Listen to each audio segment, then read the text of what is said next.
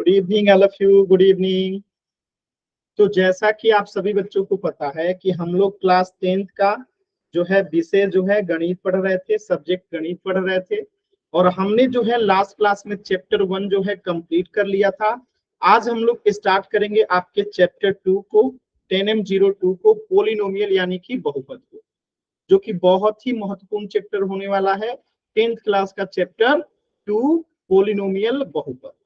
तो इसमें हम सबसे पहले उन बेसिक चीजों को पढ़ेंगे जो आप पहले से पढ़ चुके हो, फिर हम आपके स्कूल के बुक्स वाले को भी कवर करेंगे और तमाम चीजों को जो है हम लोग पढ़ेंगे। तो सबसे पहले इसमें बेसिक कंसेप्ट आता है पहला। अच्छा, ये चीजें आप लोग को तो पता ही है कि आपको कैमरा जो है बंद करके रखना रहता है, माइक भी बंद करके रखना रहता है। आपको अगर कुछ भी डाउट होता है तो इस 3 बिंदु पे क्लिक करके आपको ये इन कॉल मैसेज में जाके डाउट पूछना रहता है। और जब भी आपको कहा जाता है पोल सेक्शन में आंसर करने के लिए, तो आप इस 3 बिंदु पे क्लिक करके इस एक्टिविटीज वाले ऑप्शन का उपयोग करते हैं और इस एक्टिविटीज वाले क्लिक करके आपको ये पोल्स एक्टिव का ऑप्शन आता है। फिर आप इसमें जाके जो है क्या कर देते हैं, आंसर कर देते हैं पोल सेक्शन। ये सभी बच्चों को क्लियर है? एक बार जल्दी से वाई टाइप कर दीजिए। ये सभी बच्चों को तो आता है ना?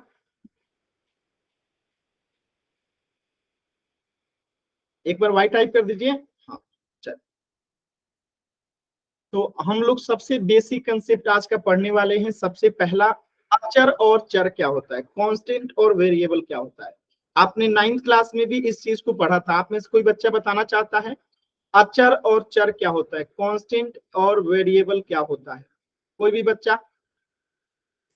आप में से कोई बच्चा बताना चाहता है अचर और चर में क्या अंतर होता है, कांस्टेंट और वेरिएबल में? एनीवन? कोई? कोशिश कीजिए, गलती की बात नहीं है, कोशिश कीजिए। कोई एक बच्चा, आपने 9th क्लास में भी पढ़ा था, बताइए। चित्रा? सर जी, अचर जो 1 2 3 4 से गिनती। 1 2 3 सर 4 चर अचर है, और चर? चर सर ABCD A से Z तक कोई भी अक्षर। वेरी गुड, आपका आंसर सही है, बस आपने परिभाषित नहीं कर पाया, लेकिन आपका आंसर एकदम सही है। बाकी बच्चे कोई? चित्रा, आप बताना चाहती हैं? चित्रा? चलिए मैं थोड़ा सा बता देता हूँ। देखिए, अचर जिसका मान स्थिर हो, यानी जिसका मान कभी नहीं बदलता। मान क्या हो? स्थिर हो। जिसका मान क्या हो? स्थिर हो। मान स्थिर हो। और चर मतलब जिसका मान स्थिर ना हो, मान स्थिर ना हो, मान स्थिर ना हो। ठीक है? जैसे यहाँ पे देखिए, x हो गया, y हो गया, z हो गया, a हो गया, b हो गया, c हो गया। तो इससे हम एक चर को दिखाते हैं। और जिसका मान स्थिर हो, जैसे कि 1 2 -3, ठीक है, 4 1/3, √3, √5, 1.5, 11/5, ये सब क्या है? ये सब जो है आपके क्या है, गणित विषय के आप जितनी संख्याएं पढ़ते हैं सब अचर में आते हैं। ठीक है?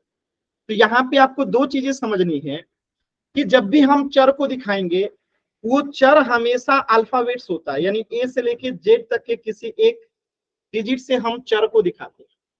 और अचर हमेशा गणित विषय की जितनी संख्याएं आप पढ़ते हो, वो सभी की सभी संख्याएं जो है क्या होती हैं, वो अचर हो।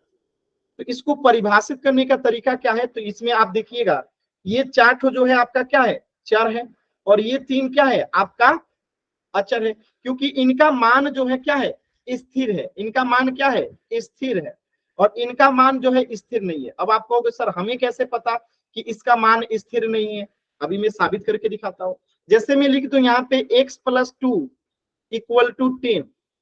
अब आप मुझे बताइए यहाँ पे x का क्या मान होगा? x बराबर यहाँ पे क्या होगा? 1। सभी बच्चे बताइए, यहाँ पे x का क्या मान होगा? कोशिश कीजिए सभी बच्चे, यहाँ पे x का क्या मान होगा? 5। x, चैट सेक्शन में सभी बच्चों को बताना है। x+2 बराबर अगर 10 है तो x बराबर क्या होगा? यानी x के जगह पे क्या रखेंगे कि 2 जोड़ने पे 10 हो जाए? x के जगह पे क्या रखेंगे जिसमें 2 जोड़े तो वो 10 हो जाए? 8। क्या रखेंगे, x के जगह पे 8 रखेंगे, तभी तो ये 2 जोड़ने पे 10 होगा। तो यहाँ पे x का मान कितना हो गया, 8 हो गया। अब मैं एक दूसरा क्वेश्चन देता हूं, और अब मैं क्वेश्चन दे रहा हूं x + 2 equal to x + 2 equal to 8। अब आप मुझे बताइए यहाँ पे x का मान क्या रखेंगे कि ये 8 हो जाएगा, बताइए, 6। तो यहाँ पे आपने देखा x का मान 6 है, यहाँ पे आपने देखा x का मान 8 है, यानी कि जो स्थिर नहीं होता है, यानी जिसके मान बदलते रहते हैं। तो x का मान देखिए यहाँ पे 8 है, यहाँ पे 6 है, अभी दूसरी जगह कुछ और हो जाएगा। यानी कुल मिला के यहाँ पे 2 जो था वो 2 ही है, ये जो 10 था वो 10 ही है, यहाँ पे 2 था तो 2 ही है, और 8 था तो 8 ही है। इसके मान में कोई परिवर्तन हुआ नहीं हुआ।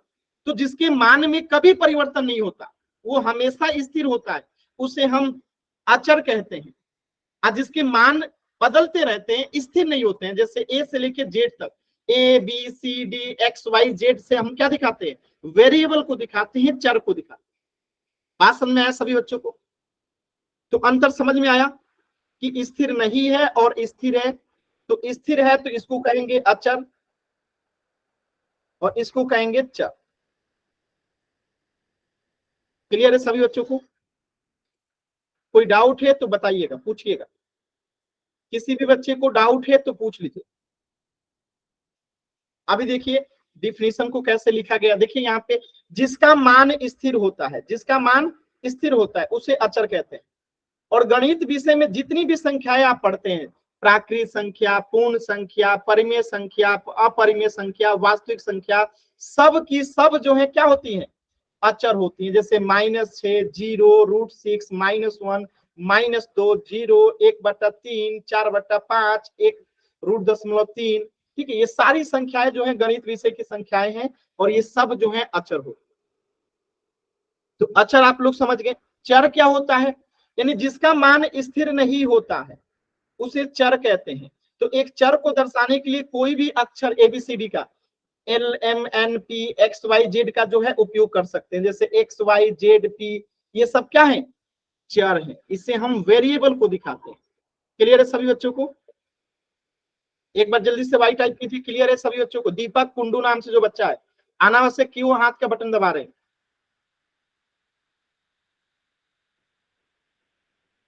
क्लियर है सभी बच्चों को? आसान था? चल देखिए, इस चीज का स्क्रीनशॉट ले लीजिएगा और अपने कॉपी में नोट डाउन कर लीजिएगा। चलिए इसे स्क्रीनशॉट लीजिए जल्दी से, इसका स्क्रीनशॉट लीजिए। यहाँ पे देखिए बताया गया है कि कांस्टेंट यानी कि अचर क्या होता है, स्थिर मान होता है। क्या होता है, स्थिर मान होता है। और गणित की सभी संख्याएं जो क्या होती हैं, कांस्टेंट होती हैं, अचर होती हैं। जैसे -6, 0, 2, 5, √6, 89.62, 5/2, -3 या -3/5, ये सब क्या है, गणित की संख्याएं, और ये सब अचर होती है, यानी कि सबका मान स्थिर होता है। ठीक है। और चर यानी कि वेरिएबल का मतलब क्या है, जिसका मान स्थिर नहीं होता है, यानी मान बदल जाता है। तो अंग्रेजी का कोई भी अक्षर जो होता है उससे हम चर को दिखाते हैं। अंग्रेजी का कोई भी अक्षर जैसे ABCXYZ, ये सब क्या है, चर के एग्जाम्पल है। क्लियर है सभी बच्चों को? इसका स्क्रीनशॉट ले लीजिए और अपनी कॉपी में नोट डाउन कर लीजिएगा। ठीक है, इसका स्क्रीनशॉट ले लीजिए सभी बच्चे और अपनी कॉपी में नोट डाउन जरूर कर लेंगे। चल आगे बढ़ते हैं। अब चलिए इस क्वेश्चन का आंसर कर दीजिएगा जल्दी से। यहाँ पे क्वेश्चन 1 में आपको बताना है कि चर कौन सा है और अचर कौन सा है। तो सबसे पहले बताइए चर कौन सा है, 1 में 3 + P में चर कौन सा है और अचर कौन सा है? दीपक कुंडू नाम से जो बच्चा है, देखिए मैं क्लास से आपको बाहर कर दूंगा, आप बार बार वीडियो ऑन करके अनावश्यक चीजें दिखा रहे हैं। बताइएगा 3 + P में चर कौन सा है और अचर कौन सा है? चैट सेक्शन में आंसर कीजिए, 3 + P में चर कौन सा है और अचर कौन सा है?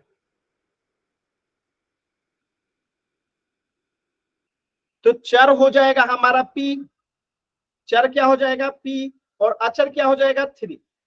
चलिए क्वेश्चन नंबर 2 में बताइए हमारा चर कौन सा है और अचर कौन सा है? क्वेश्चन नंबर 2 में बताइएगा चर कौन सा है और अचर कौन सा है? दीपक कुंडू नाम से जो बच्चा है, मैं आपको क्लास से बाहर कर रहा हूँ, आप अनावश्यक चीजें लिख भी रहे हो और अनावश्यक चीजें कर भी रहे हो।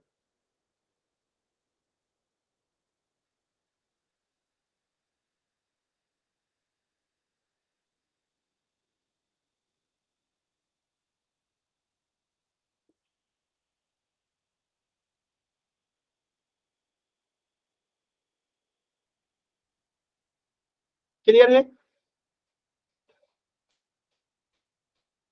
तो देखिए यहाँ पे वाई स्क्वायर को हम चर नहीं कहेंगे, केवल वाई यहाँ पे चर है, ठीक है। अब यहाँ 10 बात समझ में, वाई स्क्वायर नहीं, केवल वाई, और 3 क्या है, 3 यहाँ पे अचर है। वाई स्क्वायर नहीं लिखेंगे, वाई लिखेंगे, बात समझ में आया, वाई लिखेंगे, वाई स्क्वायर नहीं वाई लिखेंगे।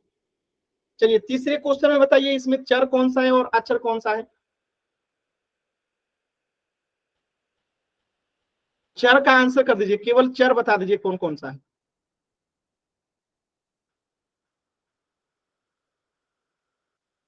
चर बताइए कौन कौन सा है, चर बताइए कौन कौन सा है। तो यहाँ पे चर हो जाएगा आर, पी और बी, ठीक है, आर, पी और बी। यहाँ बी क्यूब नहीं लिखेंगे, बी लिखेंगे। और आपका अचर कौन सा हो जाएगा, 2, 10, बस एक ही बार 10 लिखेंगे, हो गया। बात समझ में आया? क्लियर है? तो ध्यान रखिएगा, कभी भी स्क्वायर में चर नहीं लिखते। जैसे अब मैं यहाँ लिख दूं 5x cube plus 10y cube plus 4y का पावर 5, तो यहां से हमें बताना हो कि चर कौन सा है। तो आप क्या बताइएगा, इसमें केवल चर कौन सा है बताइए, तो इसमें चर कौन सा है, इसमें कितने चर हैं और कौन कौन से हैं, चरों की संख्या और चर कौन सा है बताइए। तो इसमें जो है एक x चर है और एक y चर है, y और x के अलावा कोई चर है नहीं है। तो x और y इसमें चर है। अब इसका ये नहीं लिखेंगे कि x का क्यूब y का 5, नहीं, केवल क्या लिखेंगे, x, ठीक है, और y। बात समझ में आया? तो इसमें x और y जो है क्या है, चर है। पहचानने समझ में आया कि चर और अचर को कैसे पहचानते हैं? या चर हमेशा एबीसीडी ही होता है, चर हमेशा ए से लेके जेड तक ही कोई संख्या हो सकता है, एबीसीडी अल्फाबेट्स होता है। और अचर हमेशा गणित की कोई संख्या होती है, बस एकदम याद रखिएगा, अचर हमेशा कोई गणित की संख्या होती है, जैसे 1 2 3 4 5 √5 दशमलव वगैरह में जो संख्या होती है। और चर हमेशा जो है अंग्रेजी का जो संख्या होता है, अल्फाबेट्स होता है, ए से लेके जेड तक, उससे दिखाते हैं। एकदम क्लियर याद रखिए, ठीक है। चलिए अब पोल में कुछ क्वेश्चन करते हैं। जैसे यहाँ पे है, एकदम ध्यान से देखिएगा, x की पावर 2 - 7 स्क्वायर, इसमें चर कौन सा है, x स्क्वायर है, x है, 7 स्क्वायर है, 7 है, चर कौन सा है, एकदम ध्यान से कीजिएगा। पहला क्वेश्चन है, गलती मत कीजिएगा, एकदम आराम से कीजिएगा। पहला क्वेश्चन है, गलती मत कीजिएगा, एकदम आराम से कीजिएगा। चैप्टर 2 का पहला क्वेश्चन है। उम्मीद करता हूं कि आप लोग गलती नहीं करेंगे यहाँ पे। सर पोल दे दो। अभी पोल दे रहा हूं, पहले आराम से देखिए तो क्वेश्चन को।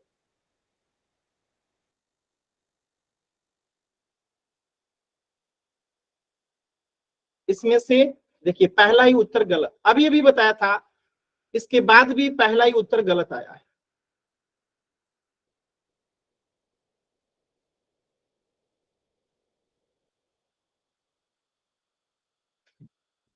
बताइए, इतना ज्यादा गलत कर रहे हैं आप। कोशिश कीजिए, सभी बच्चे कोशिश कीजिए।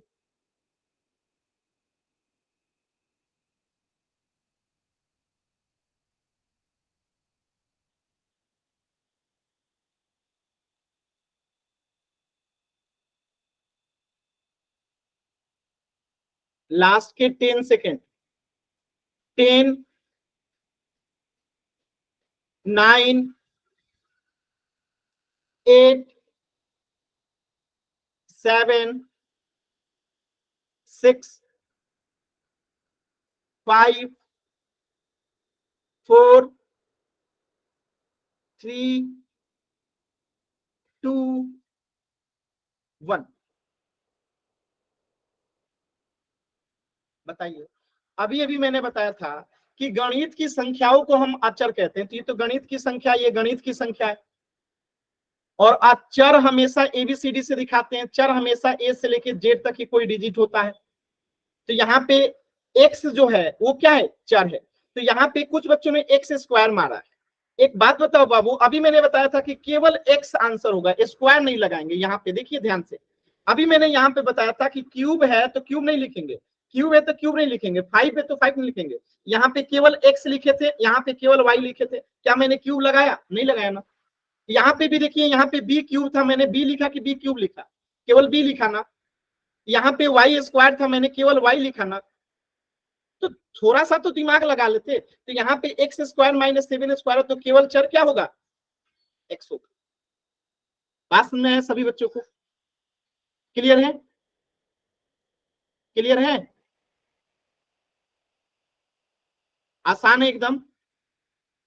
गणित की संख्याओं को अचर कहते हैं जिसका मान कभी नहीं बदलता, और अल्फाबेट जो ए से लेके जेड तक है उससे हम चर को दिखाते हैं जिसका मान बदलते रहता है। इस प्रश्न का उत्तर हो गया ऑप्शन सी। ठीक है, नेक्स्ट क्वेश्चन करते हैं। Question number 2। क्वेश्चन नंबर 2 आराम से कीजिएगा, कोई जल्दबाजी नहीं।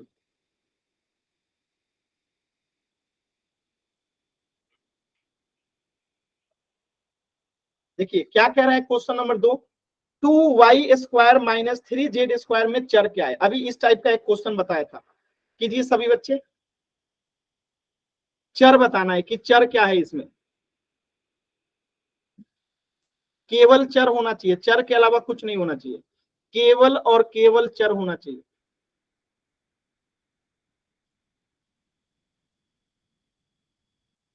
कोशिश कीजिए सभी बच्चे। वेरी गुड, एकदम सही उत्तर आया है सभी बच्चों का। वेरी गुड, सभी बच्चों का उत्तर एकदम सही आया है।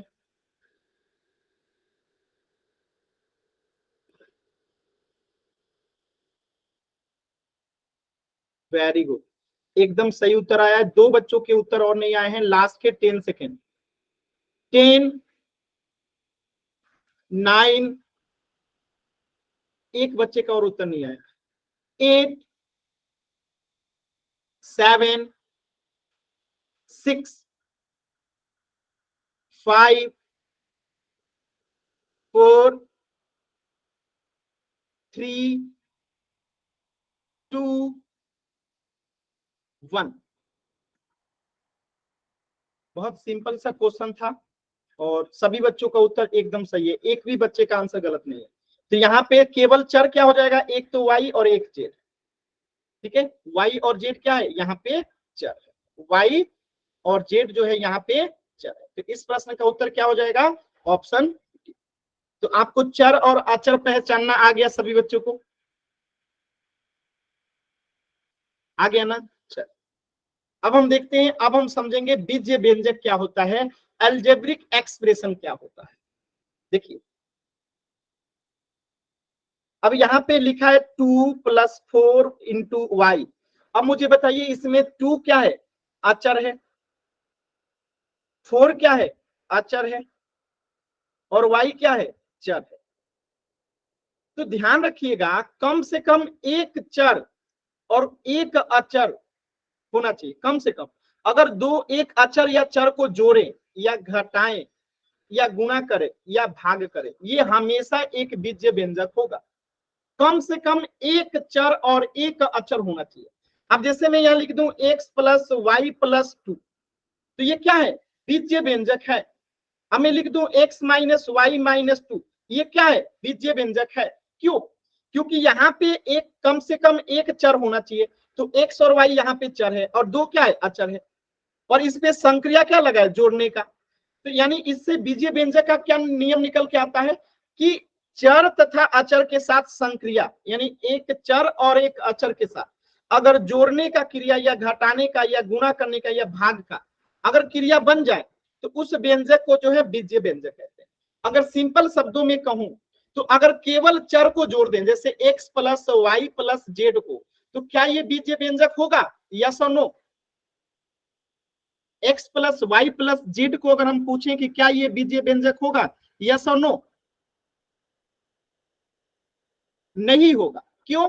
क्योंकि इसमें एक भी अचर नहीं है, नहीं होगा। अगर मैं लिख दूं यहाँ पे 1 + 11 + 15, क्या ये बीजीय व्यंजक होगा? आप कहोगे कि नहीं होगा। लेकिन जैसे ही मैं x + 1 लिख दूं या 2x+5 लिख दूं, अब ये सब बीजीय व्यंजक हो जाएगा। क्यों? मैंने क्या कहा, कम से कम एक चर होना चाहिए, कम से कम एक अचर होना चाहिए, तब जाके बीजीय व्यंजक का निर्माण होता है। और वो जरूरी नहीं है कि चर और अचर में गुणा हो, जोड़ हो, घटाव हो, कुछ भी हो सकता है। जोड़ने की क्रिया हो, घटाने की क्रिया हो, गुणा की क्रिया हो, भाग की क्रिया हो, बस होना चाहिए चर और अचर दोनों। जरूरी नहीं है कि एक ही चर होगा, एक ही अचर होगा, एक से अधिक चर, एक से अधिक अचर हो सकता है, लेकिन कम से कम एक चर और एक अचर होना चाहिए, तभी उसे हम बीजीय व्यंजक कहेंगे।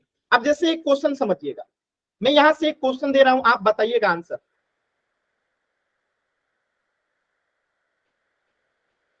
आपको बीजीय व्यंजक को पहचानना है। Option A, option B, option C, option D. 5x² + 2 x+y, ठीक है, 9 + 13 + 17, ठीक है, 11 + 23 + 3 11। बताइएगा इसमें से बीजीय व्यंजक कौन सा है? इसमें से बीजीय व्यंजक कौन सा है? सिंपल सी बात है, ऑप्शन ए जो होगा क्या होगा, बीजीय व्यंजक होगा। ऑप्शन ए जो होगा क्या होगा, बीजीय व्यंजक हो, क्योंकि यहाँ पे चर भी है और अचर भी है, लेकिन इसमें केवल चर है, इसमें केवल अचर है, इसमें भी केवल अचर है, ठीक है, लेकिन इसमें चर और अचर दोनों पे क्या लगा हुआ है, संक्रिया लगा हुआ है, ठीक है। अब यहाँ पे बताइएगा ये बीजीय व्यंजक होगा कि नहीं होगा, यस और नो। ऑप्शन ए बीजीय व्यंजक होगा कि नहीं होगा, यस और नो। हो जाएगा, क्योंकि चर और अचर दोनों दिख रहा है, यहाँ पे y चर है और 5 अचर है, तो ये बीजीय व्यंजक हो जाएगा। ऑप्शन बी बताइए बीजीय व्यंजक होगा कि नहीं होगा, यस और नो।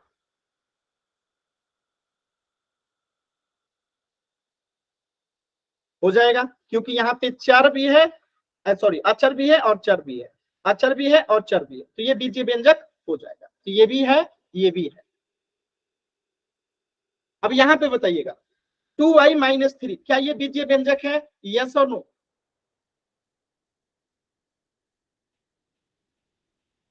एकदम है, क्यों है, क्योंकि देखिए यहाँ पे एक अचर भी है, दो अचर भी है, एक चर भी है, तो ये बीजीय व्यंजक हो जाएगा, ठीक है। चलिए क्वेश्चन नंबर 2 बताइए क्या ये बीजीय व्यंजक है, क्वेश्चन नंबर 2, क्वेश्चन नंबर 2 नहीं है, नहीं है, क्यों नहीं है, क्योंकि इसमें एक भी चर नहीं है, एक भी चर नहीं है, ये केवल अचर है, तो इसलिए ये बीजीय व्यंजक नहीं है। क्वेश्चन नंबर 3 बताइए क्या ये बीजीय व्यंजक है, यस और नो। क्वेश्चन नंबर 3 बताइए क्या ये बीजीय व्यंजक है, यस और नो। अरे एन का ये क्यों नहीं है भाई, आपको यहाँ पे एक्स दिखाई नहीं दे रहा है, ये एक्स चर है और ये 5/2 अचर है, तो ये बीजीय व्यंजक तो होगा ना, ये बीजीय व्यंजक है। कितना कंफ्यूजन है जी आप लोगों को, इसमें आपको क्यों एन टाइप कर रहे हैं? आपको क्लियर दिख रहा है कि 5/2 गणित की संख्या यानी अचर है और एक्स जो है चर है, और जब एक चर एक अचर है मतलब कि ये बीजीय व्यंजक होगा। क्लियर है, सभी बच्चे बताइए क्लियर है। चलिए ऑप्शन 4 बताइएगा ये बीजीय व्यंजक है या नहीं है, ऑप्शन 4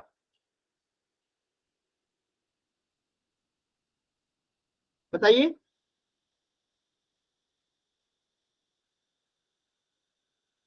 नहीं है, क्यों, क्योंकि इसमें एक भी चर नहीं है, इसलिए ये बीजीय व्यंजक नहीं। एकदम आसान है, जहां पे चर और अचर दोनों हो, जहां पे चर और अचर दोनों उपस्थित होगा वो बीजीय व्यंजक होगा, जहां चर और अचर दोनों उपस्थित नहीं होगा वो बीजीय व्यंजक नहीं होगा, ठीक है, एकदम याद रखिए। चलिए अब पोल में क्वेश्चन कीजिएगा, थोड़ा आराम से पोल सेक्शन में क्वेश्चन कीजिएगा, क्वेश्चन को ध्यान से देखिए, पहले क्वेश्चन को ध्यान से देखिए और आपको पोल सेक्शन में आंसर करना है, इसमें से पहचानना है कि कौन बीजीय व्यंजक होगा, कौन बीजीय व्यंजक होगा।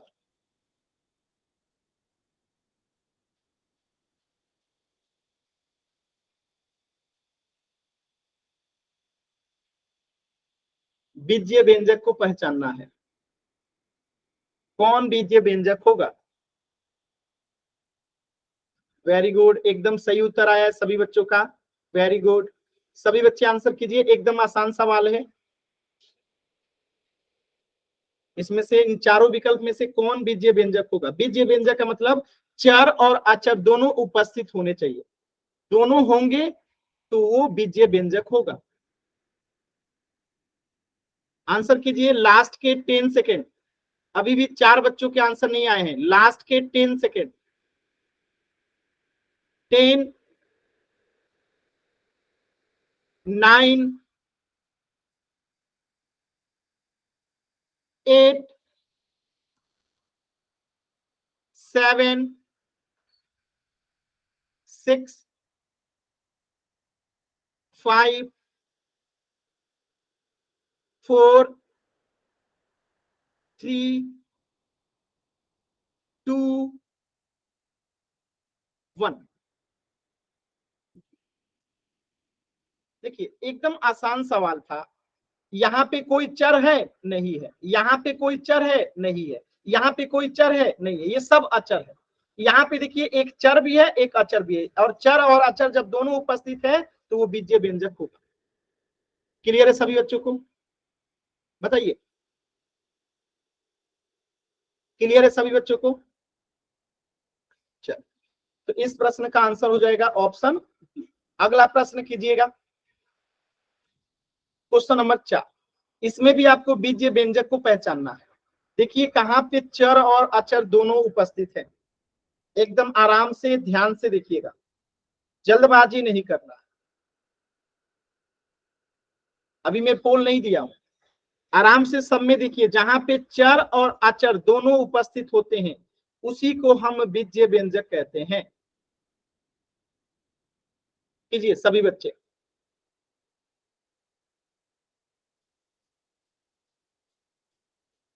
Very good answer, very good, एकदम सही उत्तर आ रहा है सभी बच्चों का। Very good, very good.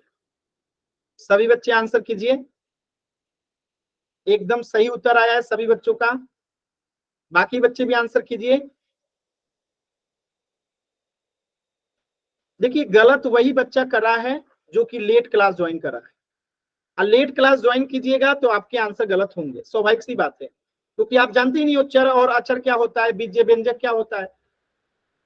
तो क्लास आपकी 5:30 से रहती है, अगर आप लेट जुड़ोगे तो समझ में नहीं आएगा। अभी 6 बज रहा है, आधा घंटा आपने समझा ही नहीं तो क्या बनाएंगे? लास्ट के 10 सेकेंड। 10, 9, 8, 7,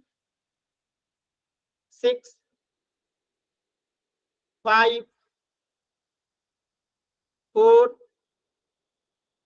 3, 2, 1।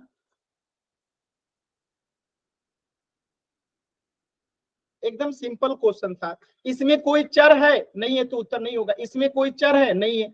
इसमें कोई चर है? नहीं है।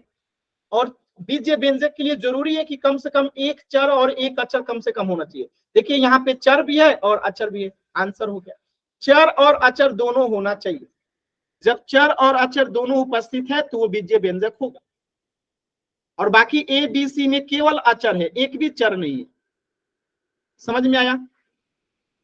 तो इस प्रश्न का आंसर क्या हो जाएगा? Option D. क्लियर है? सभी बच्चे बताएंगे क्लियर है? आसान है एकदम।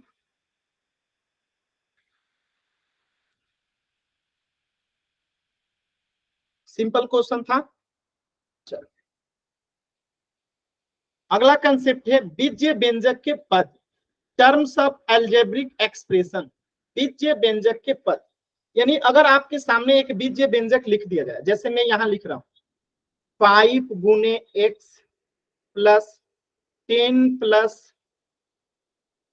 10 गुने वाई माइनस 10 गुने एक्स। अब आपको बताना है कि इसमें बीजीय व्यंजक के कितने पद हैं, यानी कितने पद हैं। तो देखिए पद हमेशा एक दूसरे से प्लस से या माइनस से अलग होते हैं। एक पद दूसरे पद से किससे अलग होता है? या तो प्लस से या तो माइनस से। तो अगर हमें पता करना है कि इस बीजीय व्यंजक में कितने पद हैं तो हम सिंपली प्लस और माइनस की संख्या गिन ले। तो एक प्लस यहाँ पे है, एक प्लस यहाँ पे है, एक माइनस यहाँ पे है। जब ये 3 है यानी कि पदों की संख्या 4 होगी। अगर प्लस माइनस की संख्या जितनी भी होती है उसमें एक जोड़ दीजिए, वो एक क्या हो जाएगा, उसमें पदों की संख्या हो जाएगी।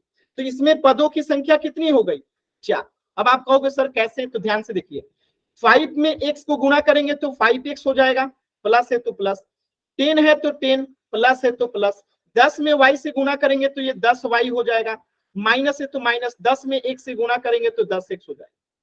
यानी कि इसमें कितने पद हैं, तो इसमें एक 5x है, एक 10 है, एक 10y है और एक 10x है।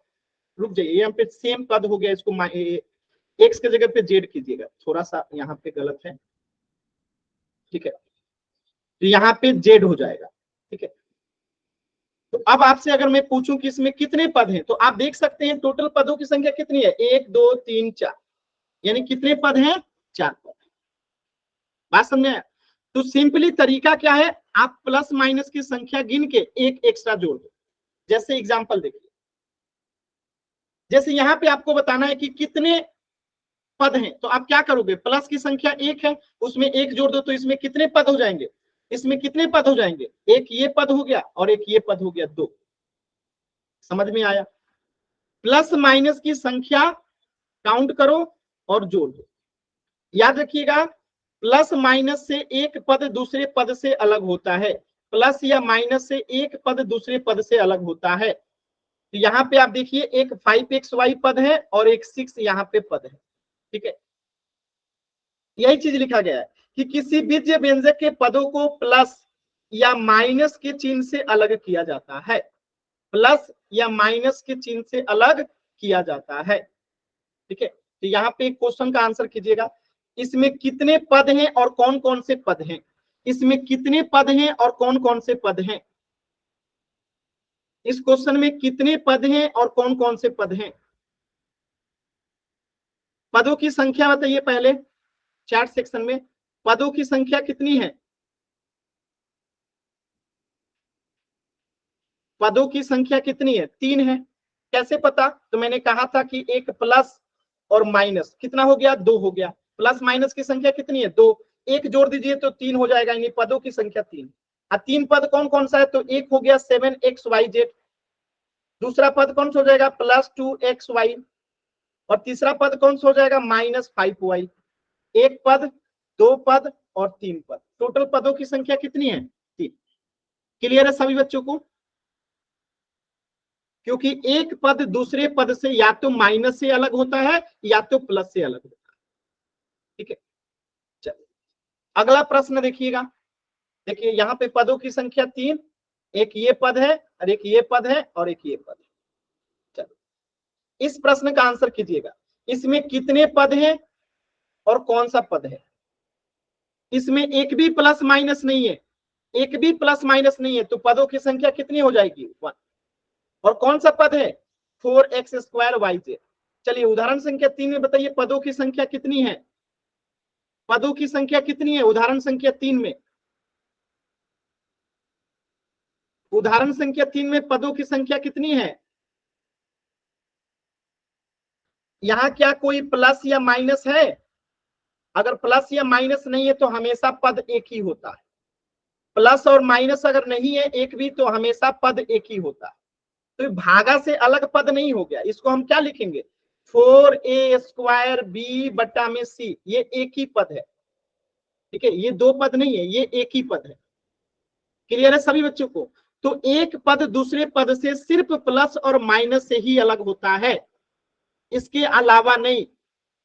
अगर आपके हिसाब से अगर देखा जाए तो 4 में अगर गुणा कर दूं x² से, फिर गुणा कर दूं y से, फिर गुणा कर दूं z से, तो आप इसमें कितने पद आपको दिखाई देंगे, आपके हिसाब से तो इसमें 4 पद हो गए, 4 पद हो जाएंगे। लेकिन क्या 4 पद है, नहीं है, क्यों, क्योंकि प्लस और माइनस से जो है एक पद दूसरे पद से अलग होता है, तो इसमें तो एक भी प्लस माइनस नहीं है। तो इसको सॉल्व करेंगे तो 4 में x² से गुणा करेंगे तो 4x², y से गुणा करेंगे 4x²y, और y में z से गुणा करेंगे तो 4x²yz हो जाएगा, यानी कि ये आ जाएगा अंततः क्या, यही वाला। और इसमें सिर्फ एक ही पद है क्योंकि एक भी प्लस माइनस नहीं। क्लियर है सभी बच्चों को, समझ में आ रहा है? यानी कि घटाव सॉरी गुणा और भाग को हम एक पद के रूप में नहीं काउंट करते हैं। ठीक है, अब जैसे यहाँ पे बताइए पदों की संख्या कितनी होगी, सभी बच्चे बताएंगे उदाहरण संख्या 4 में पदों की संख्या कितनी होगी, पदों की संख्या कितनी होगी। उदाहरण संख्या 4 में बताइए पदों की संख्या कितनी होगी।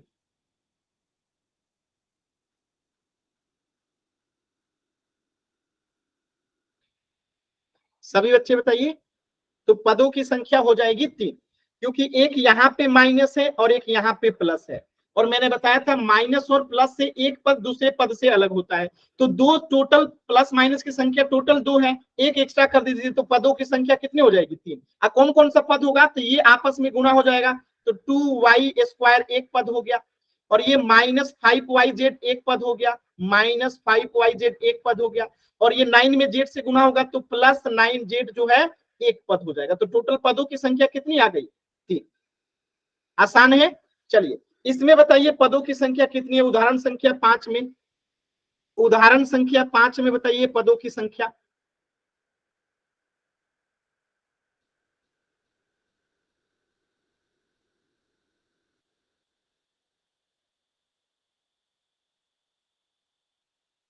बताइए उदाहरण संख्या 5 में पदों की संख्या। देखिए 2 बच्चों का ही आंसर है, बाकी बच्चे क्यों नहीं आंसर कर रहे हैं।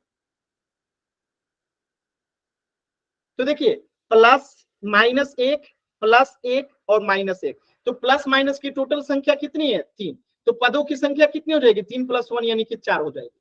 और वो 4 पद कौन कौन से हैं, तो एक हो जाएगा 7z², एक हो जाएगा -3yz, एक हो जाएगा आपका 5z, और एक हो जाएगा -1। तो ये टोटल पदों की संख्या कितनी हो गई, 4। कौन कौन सा पद, तो 7z² -3yz। देखिए जो भी बच्चा अनावश्यक चीजें माइक ऑन करके अगर आप करेंगे तो क्लास से बाहर हो जाएंगे। ठीक है, अब 5z +5z और -1, ये एक पद, 2 पद, 3 पद और 4 पद।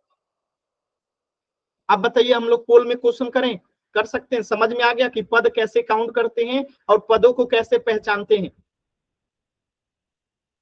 और देखिए यहाँ पे प्लस है तो प्लस भी हमने लिखा है, यहाँ पे माइनस है तो माइनस भी लिखा है, इसके आगे कुछ नहीं है तो कुछ नहीं, इसके आगे माइनस है तो माइनस भी हमने लिखा है, यानी चिन्ह भी पद का हिस्सा होता है, याद रखिएगा। क्लियर है सभी बच्चों को। अगर डाउट है तो एन टाइप कीजिए, क्लियर है तो वाई टाइप कीजिए, जल्दी से सभी बच्चे। अभी हम पोल में क्वेश्चन करेंगे।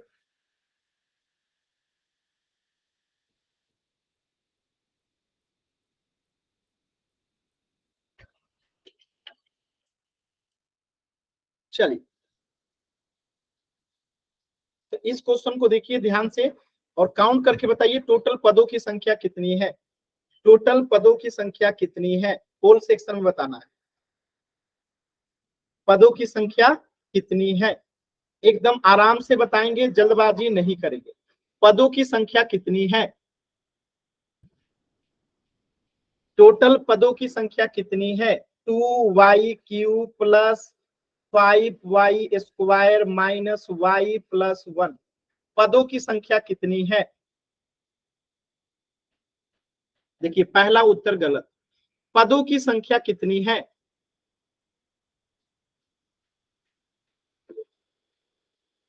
कीजिए आराम से कीजिए, जल्दबाजी नहीं है, एकदम आराम से कीजिए, जल्दबाजी नहीं। पदों की संख्या कितनी है,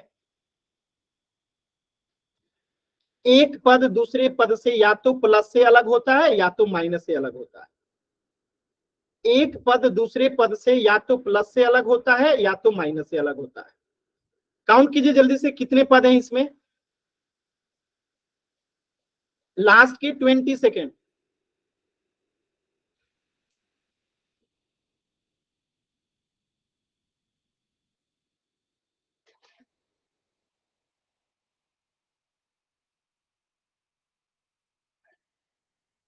लास्ट के 20 सेकेंड।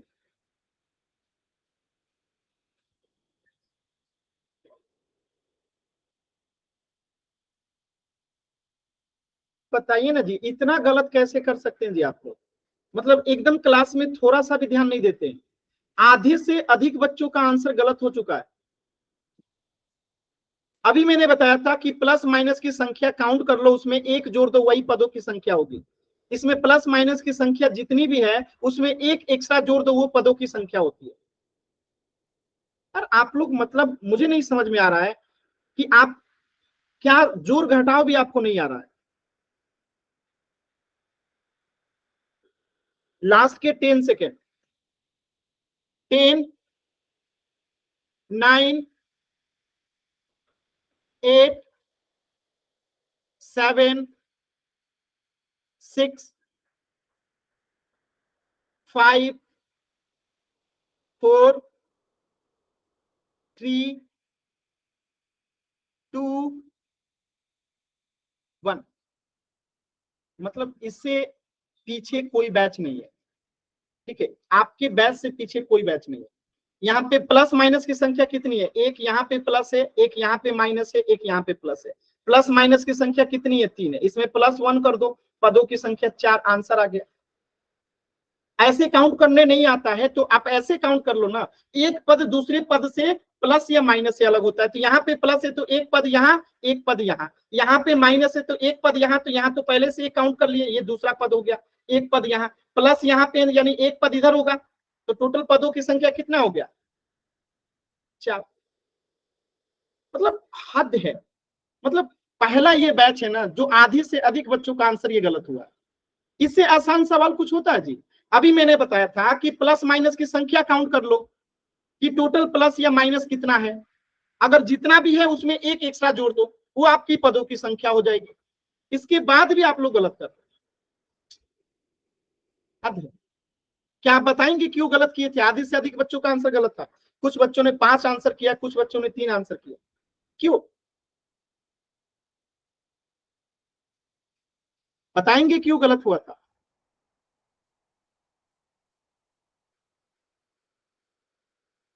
तो इस प्रश्न का आंसर हो जाएगा ऑप्शन बी। अगला प्रश्न कीजिए, क्वेश्चन नंबर 6। जल्दबाजी मत कीजिए। आप देख लीजिए कितने आसान आसान सवाल आप लोग गलत कर रहे हैं। और आपके टीचर ये पूरा रिपोर्ट देखते हैं, पोल रिपोर्ट। फिर आपको देंगे एग्जाम आपके 10th में, जिस हिसाब से आप आंसर कर रहे हो उसी हिसाब से। जब इतने आसान सवाल को गलत कीजिएगा तो फिर आपके टीचर आपको मार्क्स नहीं देंगे। ध्यान रखिएगा। पदों की संख्या बताना है, नहीं कौन कौन सा पद है वो बताना है। इनमें कौन कौन सा पद है उसके बताना है। ठीक है, इसमें 3 पद है आपको दिख रहा है, लेकिन वो 3 पद कौन कौन सा है वो पहचानना है। एक बीज्य व्यंजक है जेड का पावर 3 -3z-1। इसमें 3 पद है ये तो पता है, लेकिन कौन कौन सा 3 पद होगा ये पहचानना है।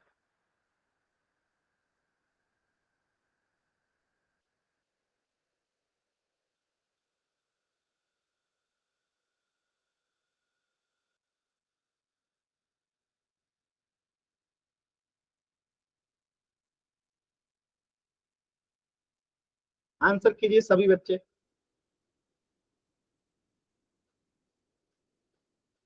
पता नहीं बच्चे कहाँ दिमाग रखते हैं। मैं तो यही सोच रहा हूँ कि आखिर क्लास के टाइम में आप लोग क्लास में रहते भी हैं कि नहीं रहते। आधे बच्चों का उत्तर ये भी गलत हो गया। मतलब मैं 6 बैच में पढ़ाता हूँ, ये एकलौता बैच है जिसमें ऐसे सवाल में आधे से अधिक बच्चों का गलत हो रहा है। बाकी बैचेस में एक भी बच्चे का उत्तर गलत नहीं होता है, और इसी बैच में केवल मैं देख रहा हूं कि आधे से अधिक बच्चों का उत्तर गलत आ रहा है इन प्रश्नों में। सोचिए आप लोग क्या कर रहे हैं।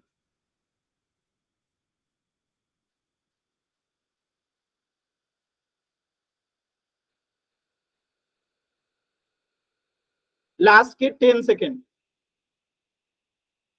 लास्ट के 10 सेकेंड।